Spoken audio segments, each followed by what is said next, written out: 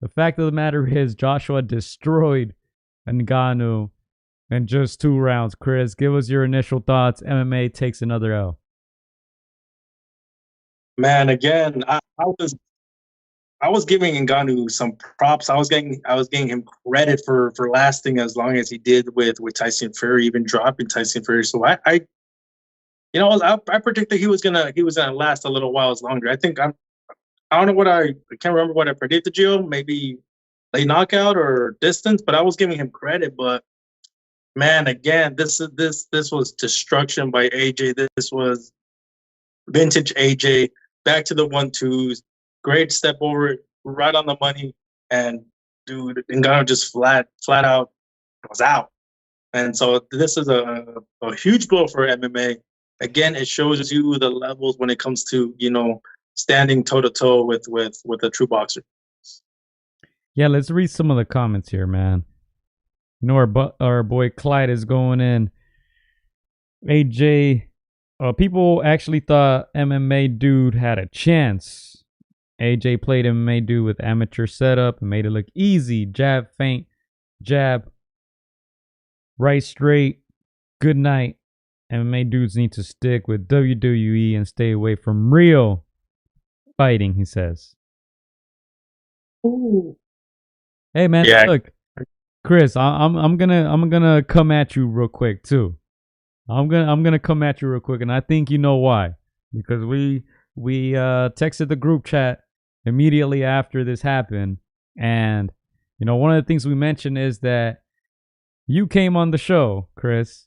You came on the show. I should have had the replay ready, huh?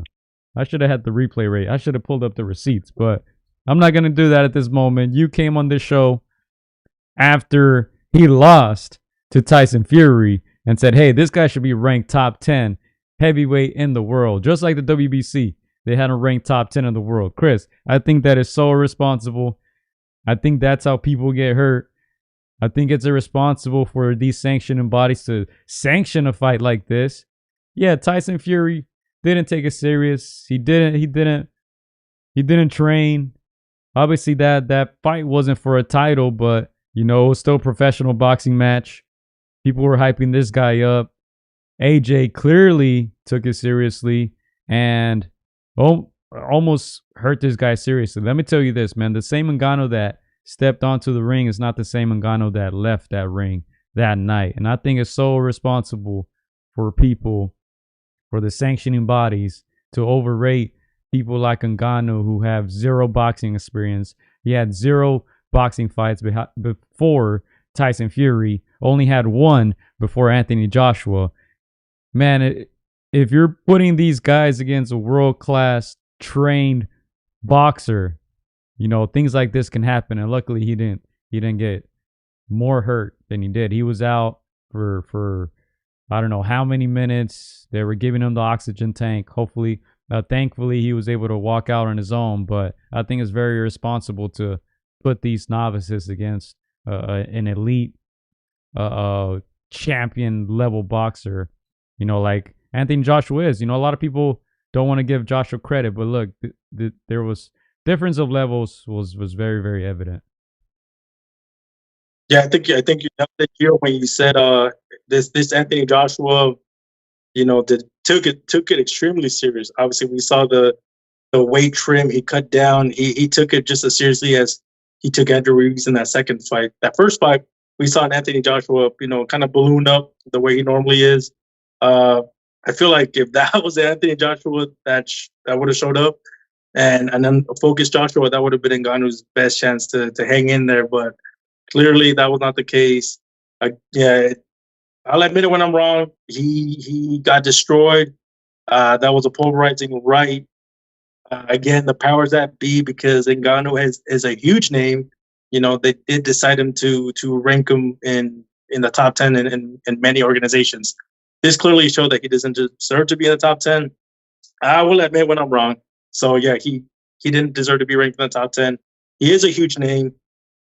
I'm not sure if he's going to continue boxing. Maybe he made enough in these 2 fights. I do commend him for making the most money in 2 fights than any other fighter that I could think of. Even a guy like Jake Paul that has 5-6 fights has not made this much money in 2 fights. So if I'm him, hey, say thank you to the sport. Take your tens of millions of dollars you just made. This is clearly dangerous if you continue to do it. Again, it was an unfocused Tyson Fury that made people believe that he was in the top 10. Clearly not. All right, now let's get into that. Let's get into the numbers before we get into the comments. Jesus, I promise you, I'm not gonna skip that comment that you wrote earlier. Did you read what the purses look like, Chris? At all? I don't know if you saw some numbers. I saw it was upwards of 15. I didn't see the exact number. All right, so I read AJ 50 million, 50. Francis Ngannou 20 million, 20. I mean, look, you made a great point. This guy, 2 fights, his first 2 fights. I don't know if anyone in history has made more money in their first 2 fights than Francis Ngannou. I mean, I don't know if you want to watch him box again. I don't. I think he should retire. As you said, go enjoy your money. Go back to the MMA. Go do what you're good at. Clearly, it's not boxing. All right. But 20 million, Chris. We can look up how many he made against Tyson Fury, but man, this guy got paid. Again, Gio, like you said, once after that punch connected, he folded. We've heard this time and time again. You're never the same. Something gets taken out of you, whether it's mental, physical, confidence. It's sapped out of you. So again, even if he had 10 fights in MMA, he's not going to make anywhere close to what he did in this fight. So it's again, I applaud him for being courageous and jumping in and maximizing on Tyson Fury, overlooking him. You drop the lineal heavyweight champion, man. You could talk about that for the rest of your entire life with your millions. So no need for him to fight again. No need for him to have to step in the cage again. No need for him to have to step in a boxing ring. Like so many fighters wished they were in this position. So enjoy your money, bro. Hey, well earned. And you see it there. Some of these links are saying 10 million he made for guaranteed for Tyson Fury fight. So let's just say 30 million, right? 30 quick milli. Yeah, go retire, man. Go retire before you get hurt. And look, let me tell you this. There's still interesting fights for him out there. It's just this guy's going to continue to get hurt, if he faces real boxers who take it seriously. I think what we saw against Tyson Fury was not real. Fury didn't train, didn't look interested, still was able to win. Didn't train, still won. Anthony Joshua, as I said, took it very seriously, and it was easy money for him. 50 million, man, a great business by Team Joshua. Oh, man. Joshua, the same way Ngannou capitalized on that Fury fight, Joshua capitalized on this moment. A named fighter, a named fighter, not just boxer, MMA, but fighter. He capitalized on him looking very decent as his first fight against the lineal champion of the world. He was able to, put this guy to bed in 2 rounds. And let me add, Gio, it's probably a good thing that Ngannou only lasted 2 rounds, because we know in boxing, the damage comes from accumulation of punches into round 7, 8, 9, 10, 11, 12. That's where you get the most damage. So even though Ngannou doesn't walk out that ring the same, he is lucky that, he was, knocked out cold early. It could have been a lot worse.